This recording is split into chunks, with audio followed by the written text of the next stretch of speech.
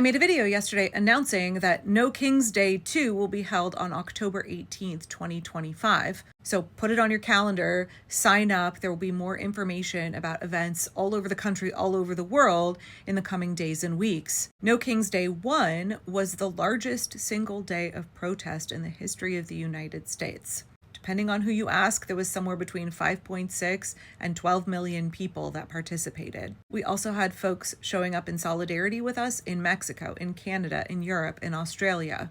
And right after No King's Day, a lot of folks were like, let's go, when's the next one? We're ready. Now, take a second, close your eyes, think back. How did you feel after the first No King's Day? What was your level of energy, optimism, hope, outlook? How motivated did you feel to stop fascism? How supported did you feel by the millions of other people who were around you, standing up with you at the same time all across the country and around the world? Oh, I'm sorry, my neighbor's air conditioning kicked on, y'all. Sorry, it's going to be loud. So yeah, absolutely. We wanted to keep that momentum, that energy going. There were immediately protests after No King's Day, like the very next weekend. But it's totally valid to ask the question, why was there a gap from June until October between No Kings 1 and No Kings 2? Right, this person left a question on my video yesterday. The problem I have is that this should be happening more frequently. Why 4 months?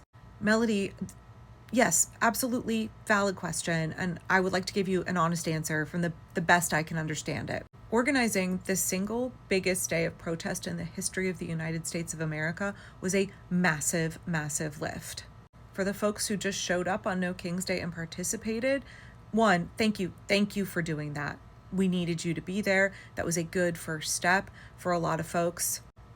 There were millions of people who showed up to protest, who that is the first time they have ever spoken out against the regime. It's the first time they've ever engaged in any kind of activist work at all. But they may not be aware of the fact that for the organizers behind the scenes, it was months of planning. Some events had to be permitted. There had to be fundraising. Indivisible groups all around the country, 50-51 groups all around the country, spent months planning, strategizing, fundraising, thinking about messaging, encouraging their volunteers who have social media platforms to get the word out. Right, all of this is grassroots organizing. It is from the ground up. It is driven by volunteer labor.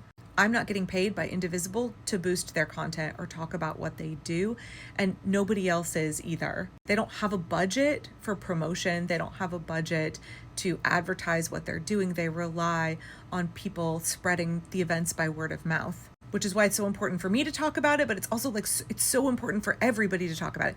Share it on your Facebook, share it on your Instagram, talk to your neighbor about it, invite people in your church group, right? These things have to spread organically, but likewise, the organization to like pull off these events, same thing, all volunteer labor. Nobody in the leadership team at my local Indivisible is getting paid to do this, y'all, and everybody is struggling. Right now, we're all working long hours. And so much of the labor that we are all leaning on is the labor of retirees who maybe have limited bandwidth, right? Limited energy, and are doing the best that they can. I just want to give like mad props to the grannies of America, because if you step back and you look at who was involved in all of the organizing and putting together these events and making sure that they went off without a hitch, overwhelmingly little old ladies. And I say that term with the utmost respect. It is overwhelmingly the volunteer labor of our elders that is making these events happen. And I don't disagree that it looks like 4 months in between big national days of action is too long. One of the things that Ezra from Indivisible said about what he would do different next time is that on No King's Day 1, they would have announced the date for No King's Day 2. Just like on No King's Day 2, if we need to have a No King's Day 3, on that date, we should announce the next day and people should get planning immediately. But the thing is, we have to understand that there is a carrying capacity for this ecosystem, right? There is a limit to how much time people have in a day, how much energy they have. If we don't have a sufficient population of people who are willing to do the organizing work and commit to the planning, we can't have protests more frequently than we already are. Big protests like this one. And that kind of brings me to my second point. There are smaller protests happening every single day in the United States. Every single day, people are protesting against what Donald Trump is doing in some corner of the United States. Our Indivisible group, we have protests like every week. There's an ICE protest every week. There are overpass protests every week. There are pop-up protests. There are honkin' waves.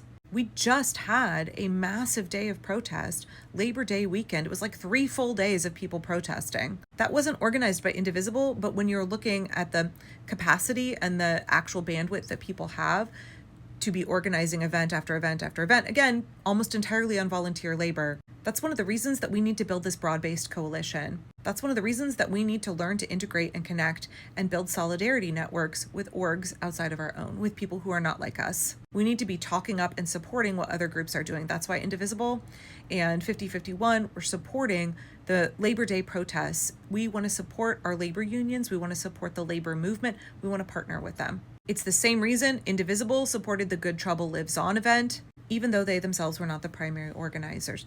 We've got to be supporting each other, showing up for each other's events. Understanding that it's not so much that we need to have massive nationwide protests every weekend. People are not going to be able to do that. Both the general populace that you would expect to show up, but also the organizers.